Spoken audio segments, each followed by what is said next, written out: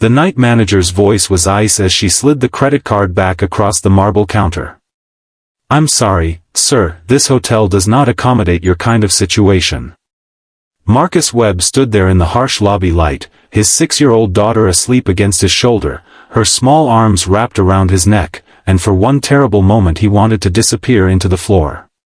He didn't argue. He didn't raise his voice. He simply nodded, turned, and walked back out into the cold parking lot, carrying the one person in the world who still believed he could fix anything. If you believe in kindness, in second chances, in people rising quietly after being knocked down, hit like on this video right now, drop a comment telling us where you're watching from, share this with someone who needs a little hope today, and subscribe to Wisdom Story House, because what happens next will remind you why we tell these stories. Marcus was 34 years old, and 3 years ago his life looked nothing like this. He had a wife, a home, a steady paycheck from a mid-sized logistics company, and a daughter named Josephine who called him Daddy Bear because he used to carry her on his shoulders like she was riding a grizzly. Then his wife passed away suddenly from a brain aneurysm on an ordinary Tuesday afternoon, and everything Marcus had built quietly collapsed. He lost his job 8 months later during a round of layoffs, the kind of thing that happens to good employees when companies stop caring about loyalty and only care about numbers. The savings went first, then the house, and eventually Marcus found himself driving from town to town, taking whatever contract work he could find, sleeping in cheap motels with his daughter curled beside him in the passenger seat during the long drives between jobs. That night, the night the manager turned him away, Marcus had exactly $41 in his wallet and a job interview scheduled for 7 the next morning at a hotel chain's regional office 2 miles away.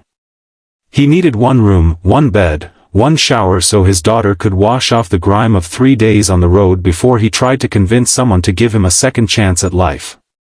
Instead, he got judged. The manager had looked at his worn jacket, his beat-up sedan visible through the glass doors, and the exhaustion carved into his face, and she had decided he didn't belong in her lobby. Marcus buckled Josephine into the car seat, his hands trembling not from cold but from the particular humiliation of being dismissed in front of his own child. He drove 3 blocks and parked under a flickering streetlight, resting his forehead against the steering wheel. He didn't cry, not because he wasn't breaking inside, but because he had learned that crying didn't fix flat tires, empty gas tanks, or landlords who wanted first and last month's rent up front. He simply sat there, breathing, trying to remember the man he used to be before grief and poverty had worn him down to something smaller. At 6:15 the next morning, Marcus walked into the regional headquarters of Sterling Hospitality Group wearing the only ironed shirt he owned, Josephine's hand tucked into his because he had no one to watch her and couldn't afford a sitter. He expected to be sent home immediately. Instead, the receptionist, an older woman named Ruth Calloway, took one look at the little girl clutching a stuffed rabbit and quietly found her a coloring book and a seat by the window while Marcus went in for his interview. The man who interviewed him was named Oswald Reese, the newly appointed operations director for Sterling's entire southeastern division, 62 properties spread across 4 states. Oswald had built his own career from nothing, starting as a bellhop at 19 after his own father walked out on the family. He recognized something in Marcus immediately, not pity, but the specific exhaustion of a man refusing to quit. The interview lasted 90 minutes instead of the scheduled 30. Oswald asked about logistics, about supply chain management, about Marcus's ability to coordinate across multiple locations, and Marcus answered every question with the precision of a man who had once been very good at his job and hadn't forgotten how. 2 days later, Marcus got the call. Regional Operations Coordinator, a role overseeing inventory, staffing logistics, and emergency support across all 62 Sterling properties in the district. The salary was modest but steady, and more importantly, it came with something Marcus hadn't dared to hope for, employee housing benefits and, after his first 90 days, a master access credential used for property audits and emergency situations across every single location in the chain. The irony arrived exactly 4 months later, on a rainy Thursday evening when Marcus was driving back from an inspection at a struggling property 2 hours outside the city. His car's transmission finally gave out on him, stranding him and Josephine, now enrolled in first grade and thriving despite everything, at the exact intersection where the very hotel that had turned him away stood glowing against the storm clouds. Fate, it seemed, was not without a sense of humor. Marcus sat in his dead car for a long moment, staring at the illuminated Sterling hospitality sign above the entrance, the same sign, the same building, the same lobby where a manager had once looked at him like he was something to be swept away. Josephine tugged his sleeve and asked if they could go inside because she was cold, and Marcus felt something settle in his chest, not vengeance exactly, but a quiet, steady resolve. He walked into that lobby not as a desperate father clutching a maxed-out credit card, but as the man who now held the master key to every door in the building.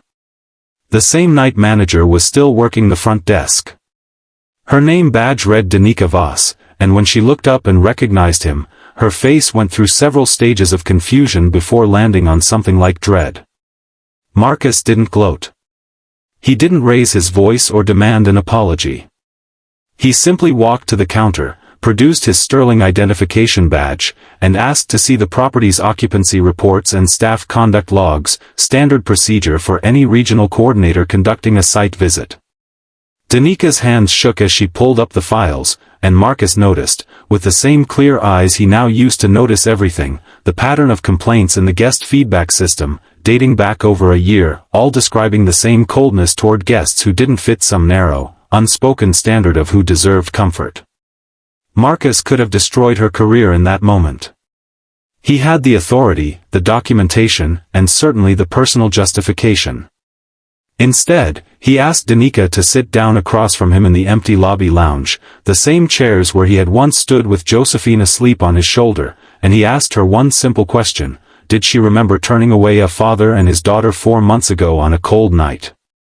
Danica's composure finally cracked, and she admitted she barely remembered specific guests anymore, that the job had worn her down into someone who saw problems instead of people, that corporate pressure to maintain a certain image at this particular property had made her cruel in ways she wasn't proud of. Marcus told her who he was. He watched the color drain from her face as the realization landed, watched her brace for the consequences she believed were coming. But Marcus had spent the last 4 months learning something more valuable than how to run hotel logistics. He had relearned how to be the kind of man his late wife had married, the kind of man who understood that everyone carries invisible weight, even the people who wound us. He didn't fire her. Instead, he requested she be enrolled in the company's guest relations retraining program, the same program he was now helping redesign specifically because of nights like the one he had lived through. He gave her a second chance, the exact thing that had been denied to him, because he understood now, more than ever, that the cycle of cruelty only breaks when someone chooses to interrupt it. 6 months later, Marcus stood in the ballroom of Sterling's flagship property, promoted now to senior director overseeing guest experience standards across the entire Southeastern Division, 62 properties, thousands of employees, and a mandate to ensure no family would ever again be turned away into a cold parking lot because of how they looked or what they carried in their wallets.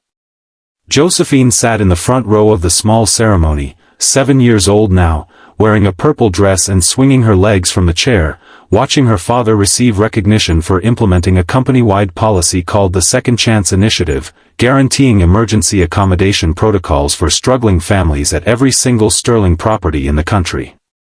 If this story touched something in you, if you felt that lump in your throat watching a broken man rebuild not just his life but his dignity, please take a moment to like this video, leave a comment sharing your own story of resilience, and share it with someone who needs to remember that dignity can survive even the coldest nights. Before we close this chapter, if you've made it this far, comment the word "second chance" below, just to let us know you're still here with us, still believing that kindness finds its way back around. Marcus never forgot that parking lot, the flickering streetlight, the particular cold of being dismissed while holding everything he had left in the world. But he learned that the master key he now carried wasn't really about access to 62 buildings.